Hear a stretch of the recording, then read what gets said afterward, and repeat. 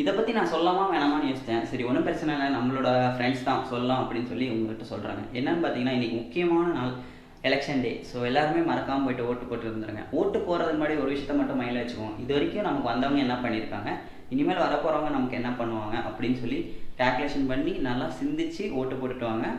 மறக்காம எல்லாருமே போயிட்டு ஓட்டு போட்டுட்டு வாங்க. இதுதான் ரொம்பவுமே முக்கியமான விஷயம். ஏன் இத நான் சொல்றேன்னா, ஒரு பாட்டிய நான் பார்த்தேங்க. நான் போன எலக்ஷன் பூத்துல ஒரு பாட்டி வீல் சேர்ல உட்காந்து போயிட்டு ஓட்டு போடுறாங்க.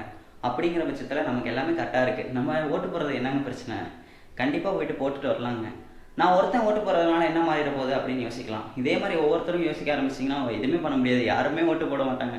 ஸோ ஓட்டு போடுறது முன்னாடி சிந்திச்சுட்டு கரெக்டாக ஓட்டு போடுங்க. ஜனநாயகத்தின் அடிப்படை உரிமைன்னு பார்த்தீங்கன்னா ஓட்டு தாங்க. அதை எங்க நம்ம விடணும்? மறக்காம போட்டுட்டு வாங்க. இதை சொல்லாமா வேணாமான்னு நினச்சேன். சொல்லலாம்னு சொல்லி தோணுச்சு. அதுதான் சொன்னேன். பிடிச்சிருந்தா எடுத்துருங்க, இல்லாட்டி விட்டுருங்க. தேங்க்யூ.